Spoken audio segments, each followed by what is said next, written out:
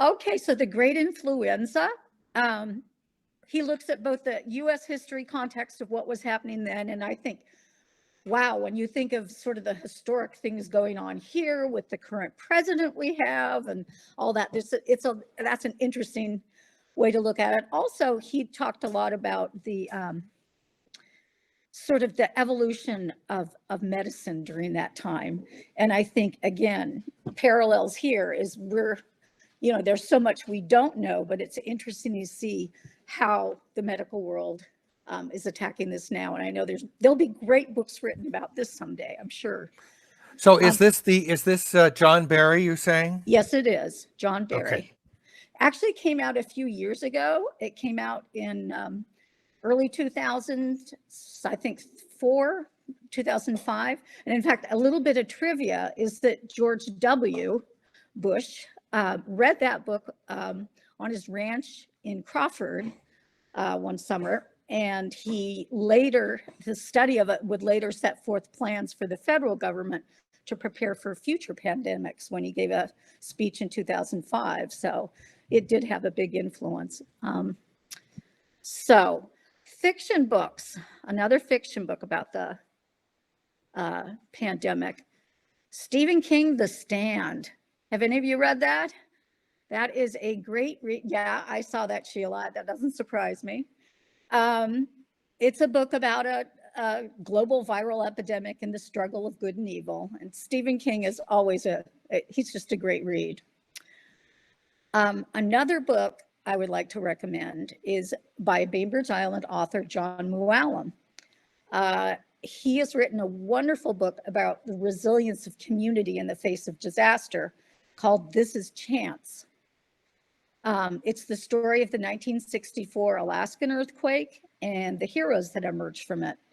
And I particularly love this as Chance, of the title, is Jeannie Chance, who is a radio reporter and a mom who becomes the voice of Alaska as Alaska and the rest of the state, or Anchorage and the rest of the state, start to emerge from what was a really shocking, event in their. I mean, she literally was on the way to a bookstore with her son when the earthquake happened in Anchorage, and she took her son home afterwards and got back in her car and went down to sort of the police station, the civil patrol, and started reporting on the spot. And so I was a reporter at one point, and it was just thrilling to me to read about this woman in the early 60s taking all this on. So it's an enjoying read. And it also does talk about how we as communities help each other and get good things done. So it's John Mooallem, a Bainbridge Island resident, and the book is called The Chance. This is Chance. Yes, and Mooallem's last name is Mooallem, as in Mary. Don't ask. I'm not quite sure where that is derived from. Okay, I'm going to skip a beat here and go to my books on race. And there are so many good books out there right now. You can be happy to know that you're going to have plenty to search from. Hang on just a second. I had this book list here. No, I don't want that one. I want this one. And again, once again, I'm going to talk about both some fiction and nonfiction books. And I'll start with nonfiction in this case. Hang on. Why isn't that? My computer's being sassy. Oh, there we go.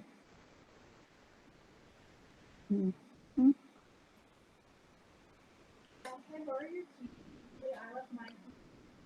Okay.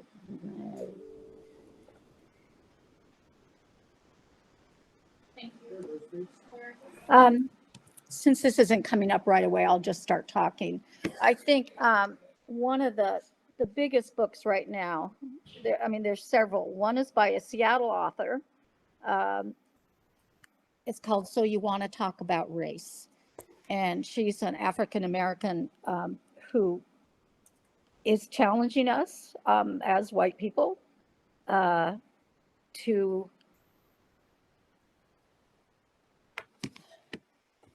think about our privileges, they say, and also not always try to depend upon, our Black friends to be their allies, not to always say, gee, yeah, it's just a good read. She's sort of reported on a lot of aspects of, police brutality, mass incarceration. So she ranges us through sort of her idea of what we can be doing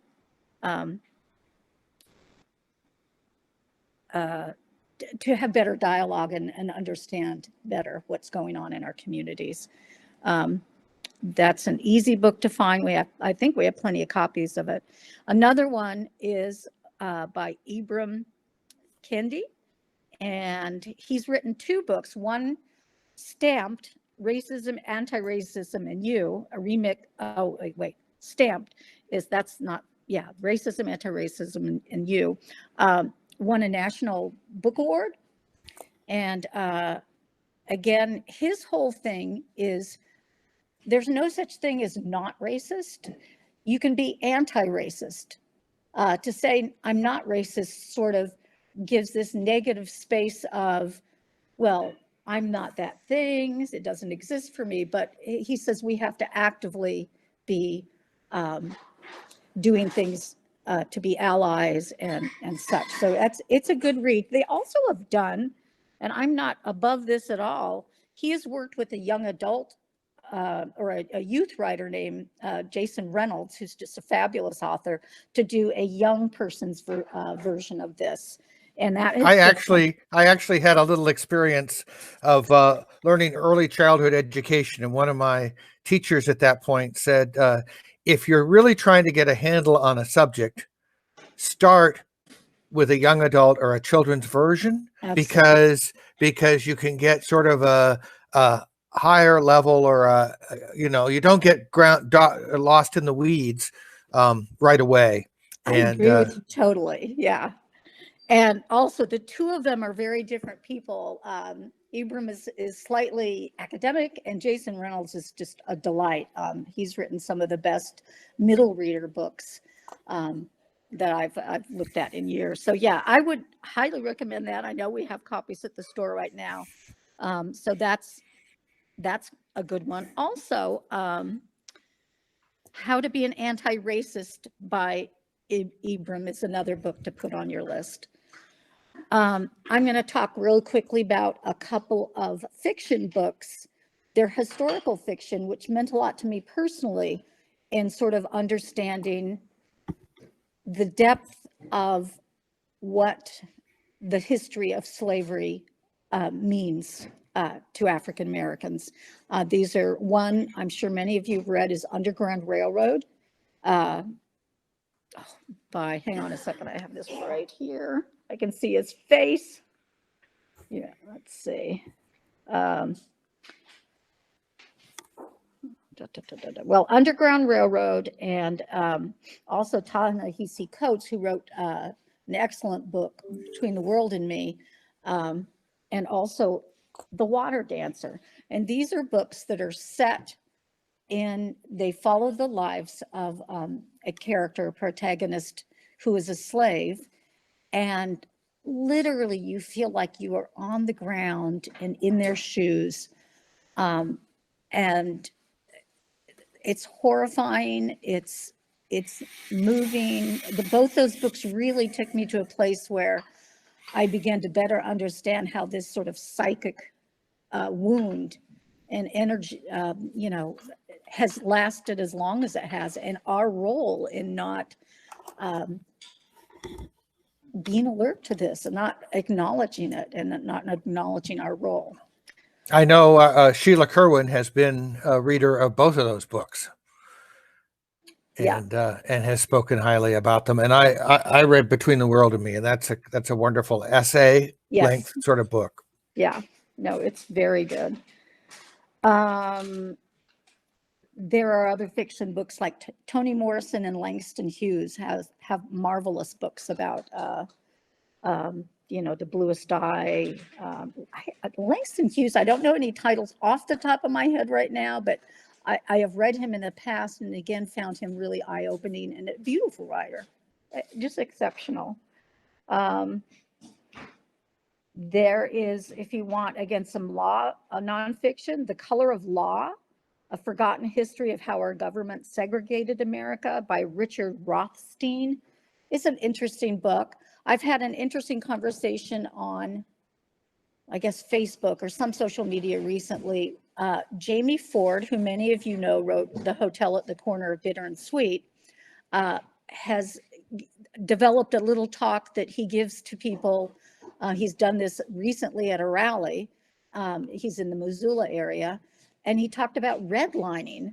Now, I'm sure all of you know what redlining are, because I grew up at the same time as all of you, but so many people don't, and they didn't understand the extent to which our government was implicit in moving, segregating, using highways to cut through communities. And so this book, The Color of Law, is a really interesting read to sort of see that, see it as the systemic problem that it is. Let's see. There was one other I wanted to bring up.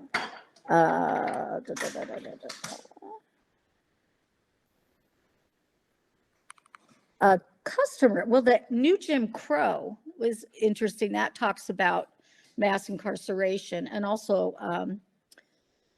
the one by Brian, oh gosh. I'm more disorganized than I thought because of this, the way, I didn't think I was going to be doing it quite this way. Me, not you. Jeff Chang wrote a book called We Gon' Be All Right, Notes on Race and Resegregation. That's an intriguing book too. I haven't read it all. Someone showed it to me the other day and I started looking at it.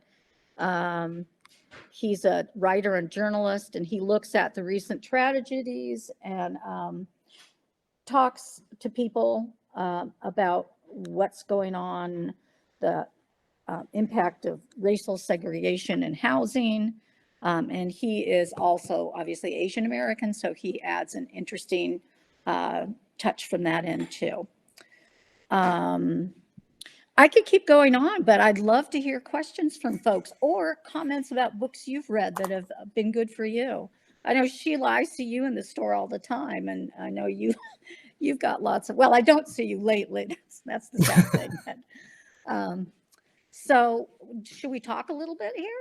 Nancy? Yeah, I see Nancy has raised her hand. If you want to unmute yourself, if you need a little instruction on how to do that, I can tell you. If you put your mouse at the bottom of the screen, there'll be a. I got it. Yep. Got it. Yep. Great. Didn't realize I was muted. Okay. Thank you, Reed. Victoria, Hi, Nancy. Hi. I scooted out for a minute to check something on your other list from the bookstore, and it's a book called How to Be Less Stupid About Race, on Racism, White Supremacy, and the Racial Divide by Crystal Marie Fleming. That one caught my eye, and I don't know exactly why, but have you checked that one? I have not read that one, but I know that Jane Danielson, our owner, put that one on the list. Hang on a second. Let me call it up really quick. And so I can tell you a little bit about, yeah, that's a good title, isn't it? I like the title. Yeah, because that's how we feel often, isn't it? Exactly. And if she's going to clarify things, I would really like that.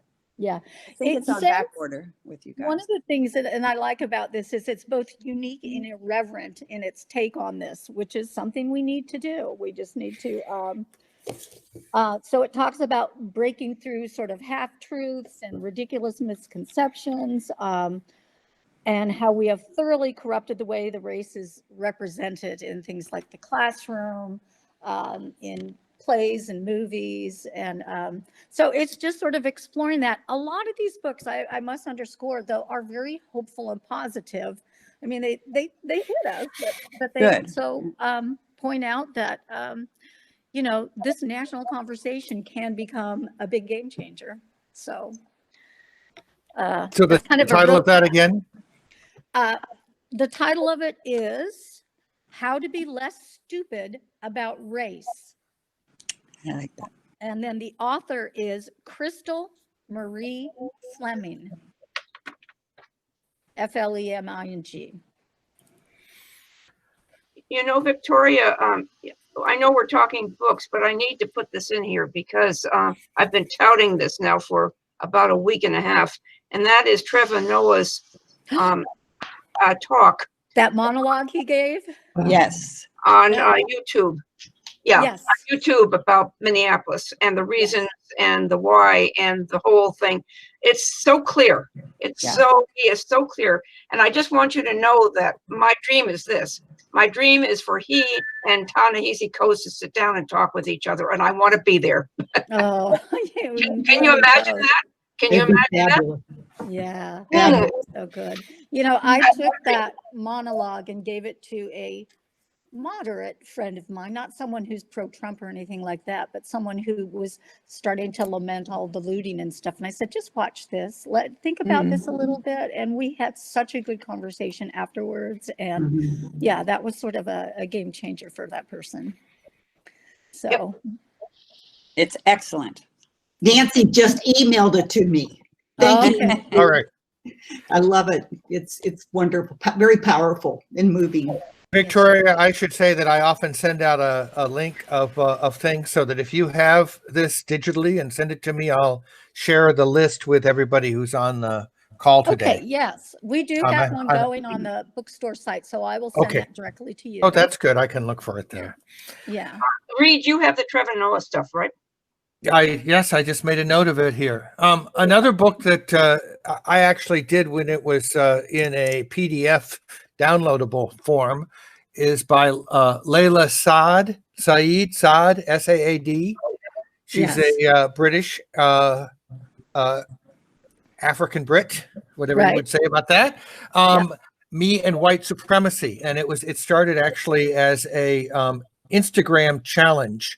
It's a workbook kind of thing where you basically go 28 days, and it's designed basically as I'm going to give a gift to you as a white person, me as a black person, to let you work through some of these issues, to recognize that you are racist. We're all affected by racism. And here's how you can sort of discover those things about yourself, and then reflect on what steps you might take. It's a challenging enterprise, but it was really good. Her idea is that we aren't gonna solve the problems in the next 20 years, but we can become good ancestors. Which is an interesting idea. Yeah, especially at our age. That's right. We're on our way. We might as well do something with it. There also is, along that line, let me see if I can find the author of this. There's a book for kids that came out, and it was written by a white woman. I think it's called Not My Idea. I'm trying to look it up right now. But she worked very closely with people in the Black community. It's a book about whiteness. And it has gotten good. I mean, I looked at Mary Gleisting. How many of you people remember Mary Gleisting at the bookstore? Oh, sure. She was the first one who brought it to my attention. And it is an interesting book if you have grandkids or teachers that you want to talk to about. This was one of the School Library Journal's best books of 2018. And it's a book about racism and racial justice, and its goal is to get white children and their parents curious about racism and accept that it's real, and to cultivate justice. So I would highly recommend that one too. The author, just so you know, is sort of an odd one. Let's see. What's the name of the book? It's called Not My Idea. Thank you. And it just says Higginbotham, Higginbotham.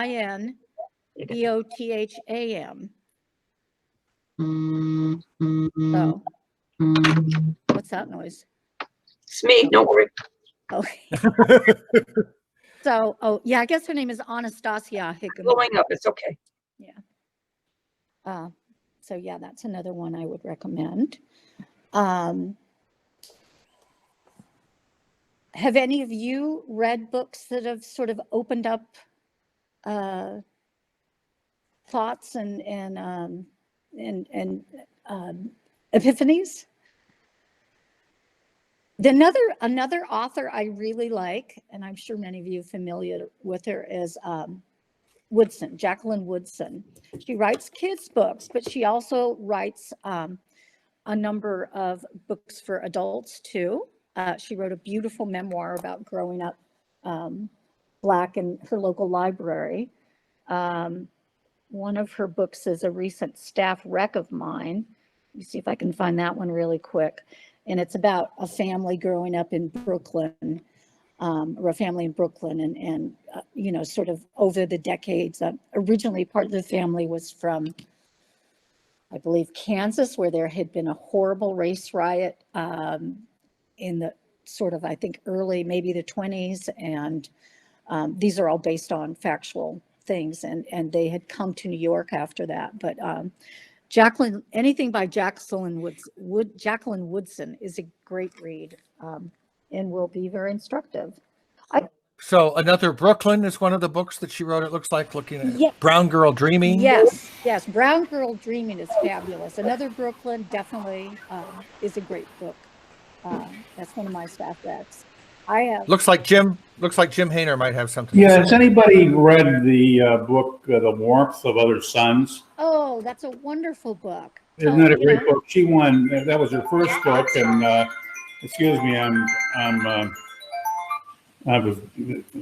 get one phone call a month, you know, and it has to happen. But that's Isabel Wilkerson. She won a Pulitzer Prize set with her first book. There's another author who's really interesting, author and poet, Black man, Darrell Moe, and he wrote a book called No Ashes in the Fire, which is also an interesting, really interesting book.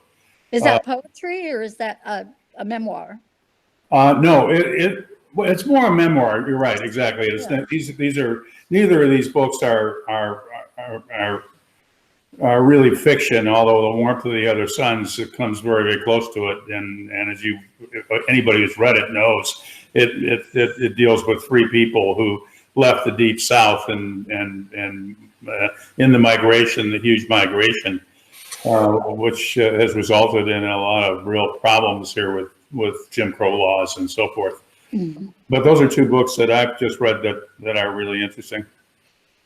Yeah, I like both those books very much. Or I don't know the second one, but yeah, Warmth of Other Suns is a. Well, he's Darnell is not Narrows. Darnell is really quite a poet and also a very, very good writer. So interesting two books.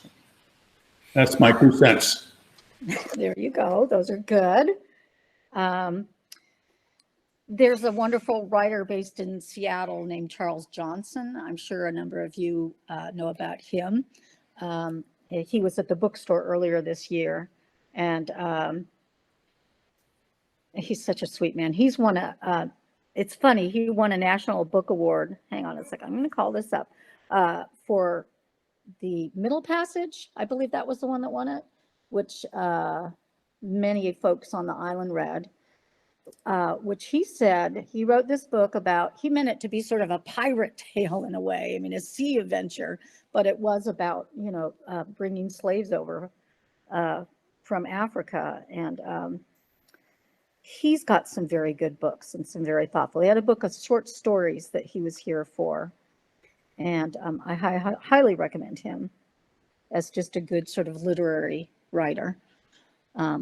I've been trying to do that. I mean, unrelated to all this, in the past 2 years, I've been trying to read as many Black authors as I can, just because I was feeling that, we needed to be thinking harder about what's going on.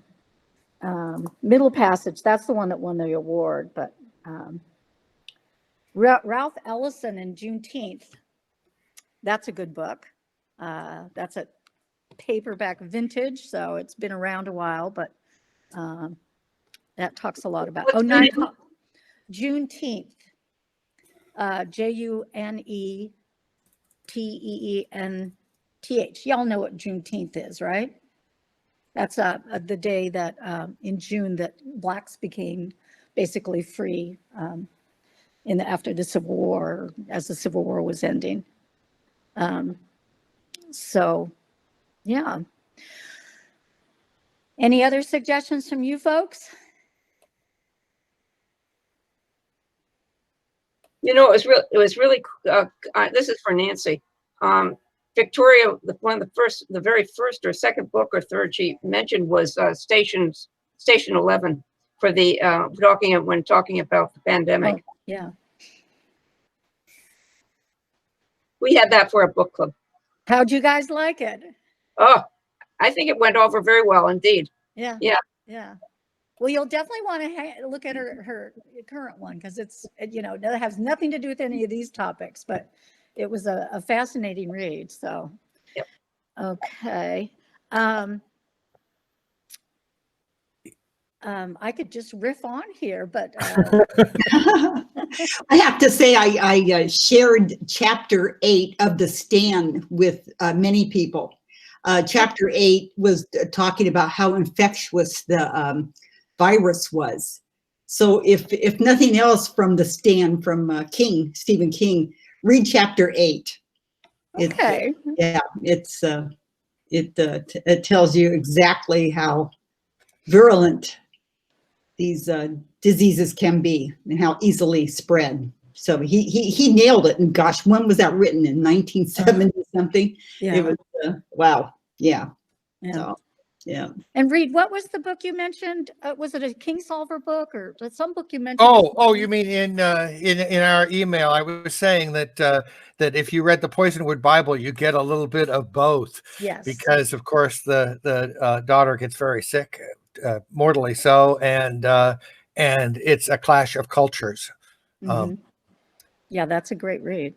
Another book that's sort of unrelated to the pandemic, but to our times of cultural crisis, that I recently read was Overstory. Oh, yeah. Yes. Yeah. Yes. Yes. Yes. And that was sure a suck in the gut right now with the amount of sort of frustration that results in violence, and the sort of dark look at where we are culturally. What was the name of that again? It's called Overstory. I think it won the Pulitzer last year, maybe. Yeah. Richard Powers. Yeah, Powers. And my dad just read Backlash by George Yancey. Oh, how do you like it? He really liked it. He told me I need to read it like yesterday. And it's got a foreword by Cornel West. I don't know much about it, but I guess Yancey wrote a op-ed, Dear White America, in the New York Times, and this is an outgrowth of that. Ah, okay. Backlash. Yeah. Copyright 2018. Does anybody know about the end of October? I mean, that just came out, and it just he wrote it last year before all this happened. You know what I'm talking about? It's sort of everybody's sort of talking about the book. Yeah, I have not picked it up yet. This is Lawrence Wright, according to my quick web search. That's right. Yeah. End of October. I'm trying to see if anyone on the staff has read it.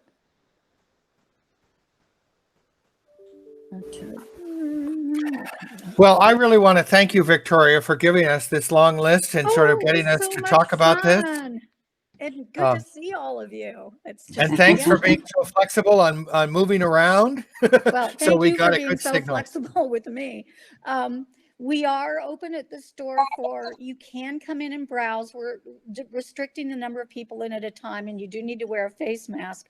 But we also are still doing curbside pickup. So if you're not comfortable with literally coming in, you can still do that option. You can order on our website, and you can click that box, and I'll pick it up at curbside, and we'll do that.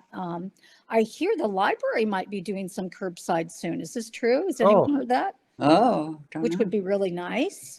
Yes, we'll have to find out about that. And again, I'll tell you, I'm a big advocate of the Libro FM audiobooks, because I'll tell you, my interesting case in point is Lincoln in the Bardo. How many of you Yep. read that? It was an interesting read. I know, Nancy, look at you. It is not an easy book to read. I still loved it, but the audiobook is spectacular and just made me love that book and become a big advocate for it. And in part because they employ over, there's over 100 people reading all those different parts. And you begin to sort of get a better sense. It's almost easier to keep track of all that stuff. Listen to the audio, and I was just weeping by the end of it. But yeah, it's not I really was when Lincoln goes in there and holds, so anyway. Victoria, I can't tell you how many times I tried to get into that one. Me too. Yeah. Never got through it. If you ever have a long vacation, like we all have now, Don't ruin try it. the audiobook at some point. I actually did like that book, and I'm in a book group with Patrick Goki of the library, and Yeah. he told us about the audio book, the idea. Yeah. It may be better as a podcast, if you will. Than, Yeah.